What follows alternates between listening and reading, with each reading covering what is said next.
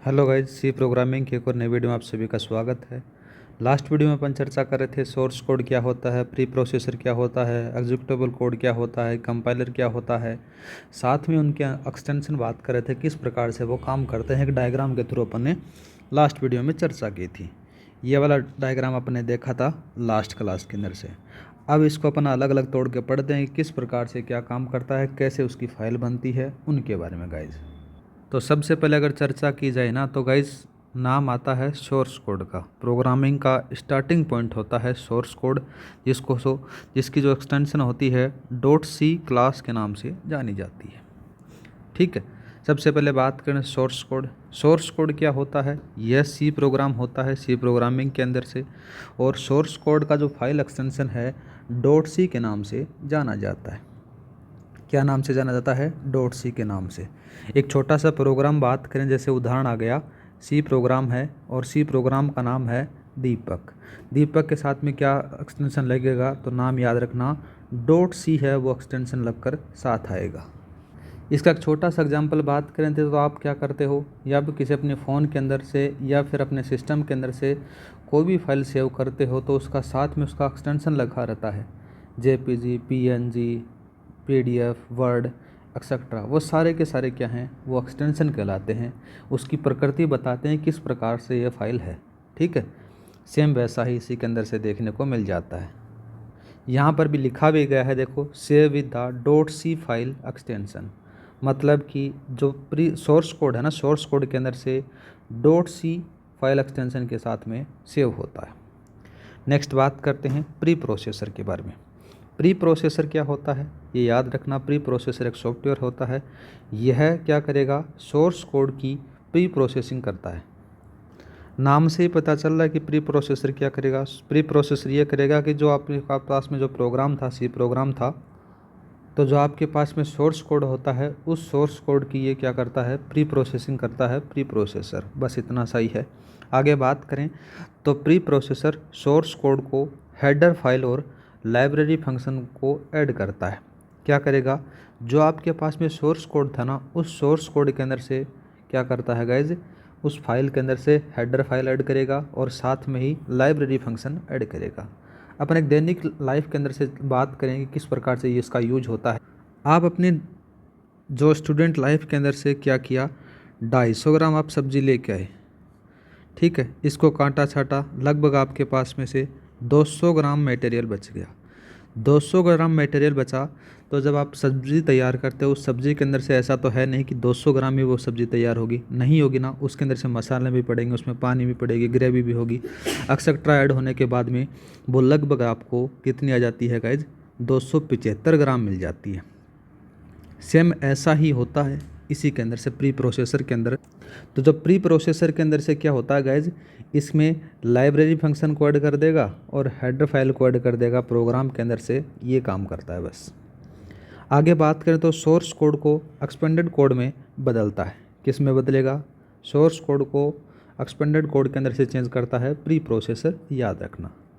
ठीक है, और एक्सपेंडेड कोड का फाइल एक्सटेंशन बात करें तो याद रखना क्या होता है? .i होता है। .c किसका होगा? .c होगा क्लास C का, याद रखना। दूसरा बात करें .i है, ये .i किसका होगा? ये एक्सपेंडेड कोड का एक्सटेंशन होगा। इसको अपन एक छोटे से एग्जाम्पल के थ्रू समझते हैं तो आपको ज़्यादा समझ में आएगा। जैसे आपके पास में राम है, राम .c लिखा हुआ है, तो आपको पता चल जाना चाहिए कि राम .c क्या है? सोर्स कोड है, बोले तो सी प्रोग्राम है। साथ में यहाँ पर प्री प्रोसेसर लगाया। प्री प्रोसेसर लगाने के बाद में इसने प्री प्रोसेसर का काम क्या रहता है? वो एक्सपेंडेड कोड में चेंज कर देता है। यहाँ पर उसको चेंज कर दिया गया। चेंज करने के बाद में आपके पास में क्या गया? जो राम .c था ना, वो c हट जाएगा और इसके साथ में नया फाइल एक्सटेंशन लग जाएगा जिसका नाम होगा .i। इतना समझ में आ गया? कौन कौन सी स्टेप थी? देखो, पहली स्टेप, दूसरी स्टेप और तीसरी स्टेप। पहली स्टेप में क्या होगा? पहली स्टेप में आपके पास में सोर्स कोड आएगा, बोले तो प्रोग्राम आएगा। बाद में आप उसके साथ में प्री प्रोसेसर लगाओगे। प्री प्रोसेसर क्या करेगा? उसके साथ में क्या क्या जोड़ेगा? एक तो हेडर वाला जोड़ेगा, हेडर के साथ में दूसरा आ जाता है लाइब्रेरी फंक्शन। इन दोनों को साथ में जोड़ने के बाद में भेज देगा कहाँ पर? एक्सपेंडेड कोड में चेंज करके दे देगा।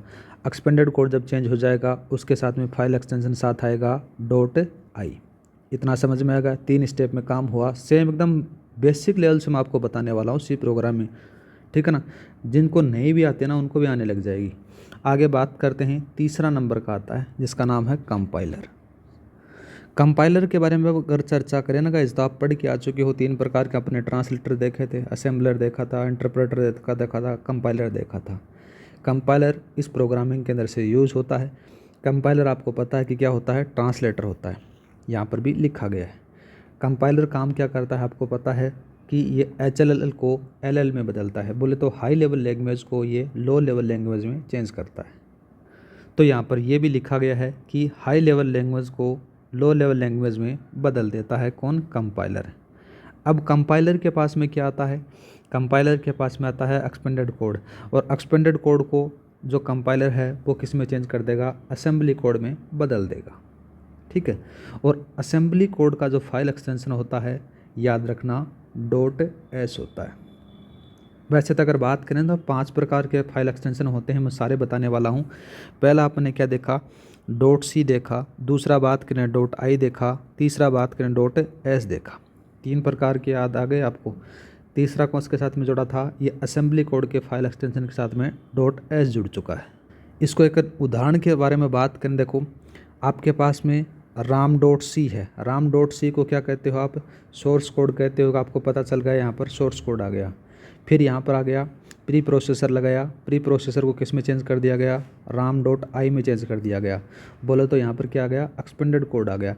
एक्सपेंडेड कोड का जो फाइल एक्सटेंशन होता है वो .i होता है।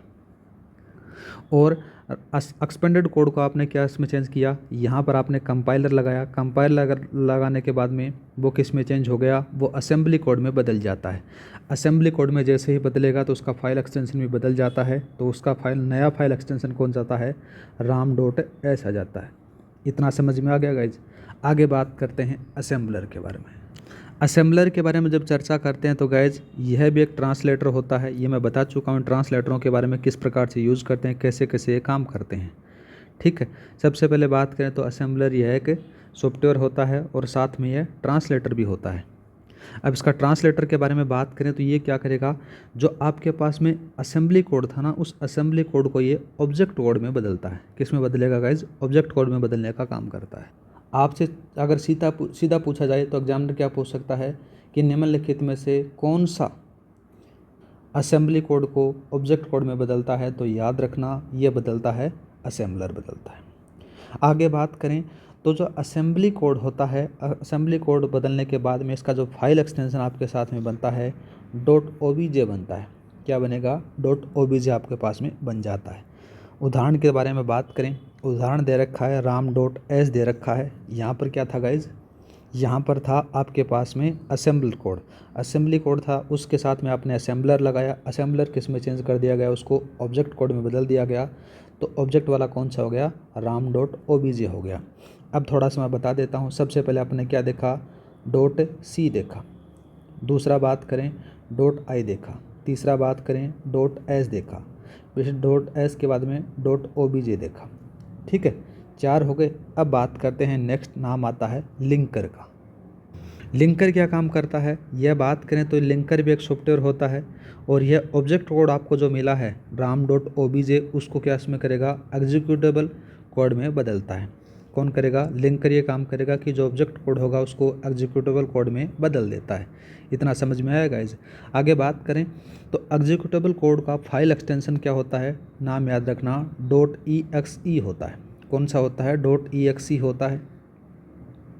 इस एग्जाम्पल में दिया गया, देखो आपके पास में ram.obj है। ram.obj को आपने क्या किया, लिंकर के साथ में ऐड किया। लिंकर इसको किस में चेंज कर देगा गाइज, एग्जीक्यूटेबल कोड को चेंज कर देगा। यहाँ पर आएगा ram.exe, ये याद रखना, ये थोड़ा सा इसको हटा दो आप, ये वाला कुछ नहीं है, ये ram.exe में चेंज हो जाएगा।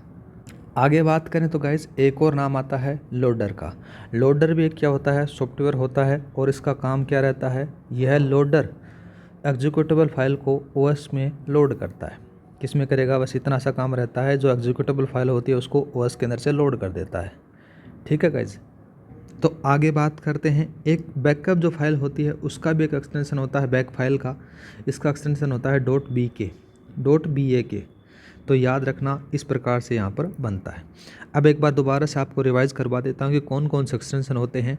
सबसे पहला जो एक्सटेंशन होगा वो .c होगा, इसी के साथ में बात करें .i होगा, ठीक है।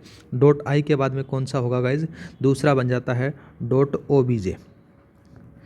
.obj के बाद में बनेगा .s, .s के बाद में बनेगा .exe, ठीक है। और .exe के बाद में बनेगा जो अलग से है जिसमें प्रोग्राम के साथ में बैकअप फाइल बनती है, उसका होता है .bak। इन एक्सटेंशनों का याद रखना। इसमें एग्जामिनर सीधा सीधा सवाल पूछता है कि कौन सा एक्सटेंशन आ जाता है, ठीक है। आगे बात की जाए ना तो गाइज एक चीज़ याद रखना, .exe जो एक्सटेंशन होता है ये 3 एक्सटेंशनों का कॉम्बिनेशन होता है जिसके अंदर से .s, .obj, .i है। इन तीनों का मिलकर इसका निर्माण होता है, .exe का निर्माण होता है, ठीक है। एक अपन डायग्राम के अंदर बात करेंगे तो डायग्राम से आपको सारी चीज़ें क्लियर हो जाएंगी। ये रहा आपके पास में डायग्राम। सबसे पहले अगर बात करें तो जैसे आपके पास में जो सोर्स कोड था वो आ जाता है, जैसे mohan.c है। mohan.c क्या है गाइज, ये एक सोर्स कोड है, आपको पता चल गया इसके साथ में .c जुड़ा हुआ है। अब क्या होता है, जैसे mohan.i, mohan.s, mohan.obj, इन तीनों का जो कॉम्बिनेशन होता है वो किसका निर्माण करेगा, mohan.exe का निर्माण करता है। यहाँ पर आगे लिखा भी गया है, क्या लिखा गया है गाइस, उसी के बारे में बात करें तो .exe फाइल वो .i, .o और .obj का कॉम्बिनेशन होता है, बोले तो समूह होता है, ठीक है। जो प्रोग्रामिंग की जाती है वो टर्बो सी के ऊपर प्रोग्रामिंग की जाती है, याद रखना। अब आपसे बात की जाए, थोड़ा बहुत पूछा जाए कि टर्बो सी के कुछ शॉर्टकट किए हैं मैन इंपॉर्टेंट, उन्हीं के बारे में बात करते हैं। अगर कंपाइल के लिए पूछी जाए तो याद रखना कंपाइल के लिए Alt+F9 का यूज किया जाता है टर्बो सी के अंदर से। रन के बारे में बात करें तो रन की 2 कमांड होती हैं, Ctrl+F9 और दूसरा बात करें Alt+R+Enter, ये भी रन की होती है। उम्मीद करता हूँ कि इतना आपको समझ में आ चुका होगा। एकदम बेसिक लेवल से बताया कि प्रोग्राम कैसे बनता है। जैसे आप LKG के अंदर से पढ़ते हो ना कि ABCD किस प्रकार से बनती है, वैसा का वैसा सेम प्रोसेस मैंने लेके चला। अब बात करते हैं एक चीज़ का नाम आता है हेडर फाइल, ठीक है। तो सबसे पहले देखते हैं कि हेडर फाइल की डेफिनेशन क्या होती है। डेफिनेशन के बारे में बात करें तो जो हेडर फाइल उसको कहा जाता है, जो लाइब्रेरी फंक्शन का जो समूह होता है उसको कहा जाता है हेडर फाइल। यहाँ पर क्या लिखा गया है, collection of library function is called header file, ठीक है गाइज। अपन एक छोटा सा एग्जांपल बात करेंगे तो आपके पास में दिमाग में आया कि सर लाइब्रेरी फंक्शन क्या होता है। तो लाइब्रेरी फंक्शन के बारे में समझने से पहले अपन बात करेंगे, देखो एक छोटा सा एग्जांपल बात करें। जैसे एक आपके पास में प्रोग्राम है, ठीक है, और यहाँ पर .h आ गया। .h क्यों लगाया, तो .h याद रखना हेडर फाइल का एक्सटेंशन होता है .h। ये प्रोग्रामों का एक समूह आ जाता है। देखो A प्रोग्राम आ गया, B प्रोग्राम आ गया, C प्रोग्राम आ गया, ऊपर वाला लाइब्रेरी फंक्शन, ये भी लाइब्रेरी फंक्शन, ये भी लाइब्रेरी फंक्शन आ जाता है, ठीक है। तो बात करें लाइब्रेरी फंक्शन क्या होता है, code of block which is execute specific task, उसको कहते हैं लाइब्रेरी फंक्शन के लिए। मतलब कि एक स्पेसिफिक जो टास्क होता है उसको परफॉर्म करने के लिए जो चीज़ यूज़ की जाती है उस कोड को क्या कहते हैं, लाइब्रेरी फंक्शन कहा जाता है। जैसे अपन पढ़ेंगे आगे कि इंटीजर को डिफाइन करने के लिए %d का यूज़ किया जाता है, %i का यूज़ किया जाता है। इन सारी चीज़ों को क्या कहा जाता है, लाइब्रेरी फंक्शन कहा जाता है। जब डेनिस रिची ने सी का आविष्कार किया तो उसने फिक्स कर दिया कि ये काम इसके लिए होगा और ये काम इसके लिए होगा। वो सारी की सारी चीज़ें अपन देखने वाले हैं, उन्हीं को कहा जाता है लाइब्रेरी फंक्शन। सी प्रोग्रामिंग को अगर बात करें ना तो आपको ऐसा थोड़ी होता है कि बहुत सारी चीज़ें हैं वो आपको खुद लिखनी पड़ती हैं, खुद नहीं लिखनी पड़ती, पहले से कुछ चीज़ें उसके अंदर से डिफाइन होती हैं, थोड़ा बहुत आपको ऐड करना पड़ता है, थोड़ा बहुत आपका लॉजिक लगाना पड़ता है और प्रोग्राम बन जाता है। अगर एक यूज़र होता है या फिर आप मान लो उस प्रोग्राम को खुद लिखने लग जाओ तो वो जो प्रोग्राम होता है वो बहुत ज़्यादा प्रोग्राम क्रिटिकल हो जाता है। उस क्रिटिकल को बचाने के लिए अपन क्या करते हैं, डेनिस रिची ने कुछ लाइब्रेरी फंक्शन को यूज़ किया। उन सारी चीज़ों को अपन यूज़ करेंगे, किस प्रकार से प्रोग्राम होता है उन्हीं के बारे में। यहाँ पर क्या लिखा गया है, यहाँ पर बात करें तो हेडर का फाइल एक्सटेंशन .h होता है, ये चीज़ें मैंने बता दी गई है। आगे बात करें तो हेडर फाइल का एग्जांपल देखो, studio.h, conio.h, math.h, ये सारी की सारी होती हैं हेडर फाइल होती हैं। जब आप अपने सी प्रोग्रामिंग के लैब के अंदर से जाते हो तो आपके सर क्या कहते हैं कि सबसे पहले हेडर फाइल लगाओ। तो आप हेडर फाइल क्या लगाते हो, studio.h conio.h ये लगाते हो। हैश लगा के किस प्रकार से काम करते हो वो आपको पता है, ठीक है। अब आपके दिमाग में आया होगा कि हेडर फाइल का उपयोग कैसे करते हैं। ये सवाल का आंसर अपन ज़रूर देते हैं, ठीक है। सबसे पहले बात करें तो इसका सिंटैक्स देखो। सिंटैक्स के अंदर से क्या होता है, हैश इंक्लूड, फिर यहाँ पर इसको क्रॉस करने के बाद में क्या आएगा, हेडर फाइल ने .h आ जाता है। और साथ में बात करें तो दूसरा जाता है, देखो इसको इस प्रकार से भी लिखा जाता है और साथ में हैश इंक्लूड ये डबल डॉटेड कॉमा के साथ में हेडर फाइल .h इस प्रकार से भी लिखा जाता है। मोस्टली रूप से अगर बात करें तो आप अपनी लैब के अंदर से इस प्रकार से लिखते हो। ये वाली कंडीशन आप अपनी लैब के अंदर से लगाते हो, आपके सर आपसे ये काम करवाते हैं, hash include header file .h लिखवाते हैं। लिखा होगा कि नहीं लिखा होगा आपको पता है ना, आप सी प्रोग्रामिंग के अंदर से करते हो। तो अब इसको अपन तोड़ते हैं। तोड़ेंगे तो अपन क्या करेंगे कि इंक्लूड कैसे काम करता है, हेडर फाइल कैसे लिखी जाती है, वो सारी चीज़ें अपन देखते हैं। इस उदाहरण के अंदर से आपको हेडर फाइल का जो कॉन्सेप्ट है वो सारा का सारा क्लियर हो जाएगा। जैसे आपके पास में ये लिखा गया हैश इंक्लूड studio.h, ये तो आपको पता है कि सी प्रोग्राम जब आप लिखते हो तो सबसे पहले लिखा जाता है। तो अब बात करते हैं ये इंक्लूड क्या है और स्टूडियो क्या है, इन दोनों पार्टों को हम तोड़ते हैं। इंक्लूड के बारे में बात करें तो इसको प्री प्रोसेसर डायरेक्टिव कहा जाता है, याद रखना। दूसरा बात करें studio.h क्या है, हेडर फाइल है, ये आपको मैंने ऊपर बताया था। अब बात करें तो हेडर फाइल को प्रोग्राम में इंक्लूड और ऐड करने का काम इंक्लूड प्री प्रोसेसर डायरेक्टिव का होता है। यहाँ पर ये लिखा गया है कि जो हेडर फाइल होता है उस हेडर फाइल को प्रोग्राम में ऐड करने का काम किसका होता है, प्री प्रोसेसर डायरेक्टिव का होता है, ठीक है। इतना समझ में आ गया होगा आपको कि studio.h क्या है, इंक्लूड क्या है, ठीक है। अब बात करते हैं कि ये studio.h क्या है, इसको तोड़ते हैं अपन। studio.h है, इसको अपन तोड़ेंगे तो इसकी जो फुल फॉर्म होती है इसको standard input output header file के नाम से जाना जाता है, ठीक है। यह इनपुट आउटपुट लाइब्रेरी फंक्शन को रिप्रेजेंट करता है, ठीक है। कौन करेगा, जो studio.h है ये इनपुट आउटपुट लाइब्रेरी फंक्शन को रिप्रेजेंट करता है। कौन करेगा, studio.h। अब बहुत देर से कुछ एक बला का नाम चल रहा है, उस बला का नाम है लाइब्रेरी फंक्शन। इसके बारे में भी जान लेते हैं कि लाइब्रेरी फंक्शन क्या है। लाइब्रेरी फंक्शन के बारे में बात करें तो सपोज करो आपके पास में एक फंक्शन आ जाता है जिस ये या फिर इसको कोड बोल सकते हो, ठीक है। तो इसकी डेफिनेशन के बारे में बात करें तो code of block which is execute specific जो टास्क होता है उसके लिए यूज किए जाते हैं, उसको लाइब्रेरी फंक्शन कहा जाता है। इसी के बारे में बात करें तो हेडर फाइल में पहले से बने हुए फंक्शन होते हैं लाइब्रेरी फंक्शन, ठीक है। अब इसका छोटा सा एग्जांपल देखते हैं। आपको आपके मोबाइल नंबर आपको पता है, आपके पापा के पता है, आपको आपकी बहन के पता है, आपकी गर्लफ्रेंड के आपको पता है, सब के आपको मोबाइल नंबर नहीं पता ना, तो आप उसके लिए क्या करते हो, आप अपने कॉन्टैक्ट लिस्ट के अंदर से नाम सेव करते हो, ठीक है।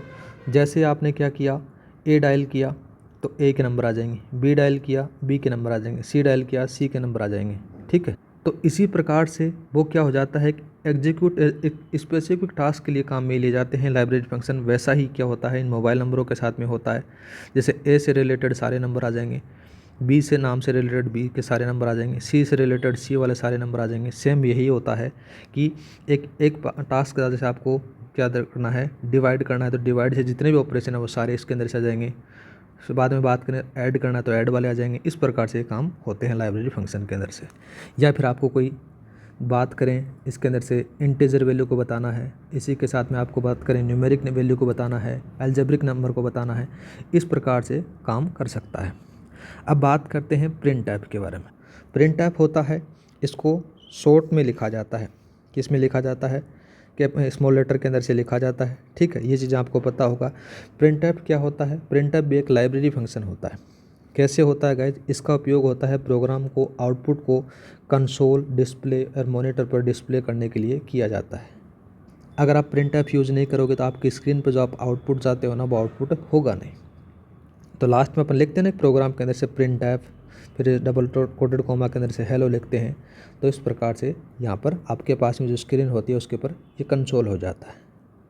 अब बात करते हैं गाइज, जैसे एक इसका सिंटैक्स लेते हैं। इस सिंटैक्स से आपका सारा का सारा कॉन्सेप्ट क्लियर हो जाएगा प्रिंटफ से रिलेटेड। प्रिंटफ के अंदर से बात करें तो जैसे प्रिंटफ आ गया। प्रिंटफ के साथ में बात करें तो सबसे पहले आ जाता है फॉर्मेट स्ट्रिंग होती है जिसको डबल इन्वर्टेड कोमा के अंदर से लिखा जाता है। साथ में बात करें तो लिस्ट ऑफ वेरिएबल आ जाता है, इस प्रकार से लिखा जाता है। एक छोटा सा अपन बात करें, आपकी स्क्रीन के ऊपर से 10 कंसोल हुआ है। 10 कंसोल क्या है, ये एक डेटा आ जाता है और डेटा का टाइप क्या है गाइज, इंटीजर है। इंटीजर के बारे में बात करें तो देखो इसके लिए भी एक यूज़ किया जाता है जिसका नाम आता है फॉर्मेट स्ट्रिंग। और फॉर्मेट स्ट्रिंग 2 प्रकार की होती है, इसके अंदर से जैसे %d और %i का यूज़ किया गया है। और ये जो डेटा है ये मेमोरी में होता है, याद रखना। और इस डेटा का जो एड्रेस बात करें तो जैसे एड्रेस आ जाता है 1110 आ जाता है और इस डेटा का नाम दे दिया गया b। इसका b का नाम दे दिया गया, b को क्या कह दिया गया, वेरिएबल कह दिया गया। अब इसको लिखने के लिए अपन क्या करेंगे, देखो एक छोटा सा डायग्राम बात करें तो ऐसे लिखा जाता है printf %d और b आ गया। अब बात करें देखो %d क्या है, %d आपको मैं बता चुका हूँ कि %d है, ये डेटा टाइप के बारे में बता रहा है कि इंटीजर है। इंटीजर के लिए आप फॉर्मेट स्ट्रिंग करते हो %d और %i यूज़ करते हो। यहाँ पर इसने %d यूज़ किया है, ठीक है। %d आ गया फॉर्मेट स्ट्रिंग, ये वाली कहानी यहाँ तक ख़त्म हो गई। दूसरा बात करते हैं लिस्ट ऑफ वेरिएबल। वेरिएबल का नाम क्या जाता है गाइज, यहाँ पर था b, ठीक है। इसका नाम b दिया गया तो यहाँ पर b लिख दिया जाता है। b लिखा तो आपके पास में ये प्रोग्राम बन जाता है सेमीकोलन लगाने के बाद में, और आपकी स्क्रीन के ऊपर आ जाता है कंसोल में आउटपुट 10 आ जाता है। 10 कैसे आया, क्योंकि 10 b की वैल्यू क्या थी गाइज, जो वेरिएबल की वैल्यू थी वो 10 थी, ये आपके पास में स्क्रीन पर दिखा दिया जाता है। आज के लिए इतना ही, मिलते हैं नेक्स्ट क्लास में। जय हिंद, जय भारत।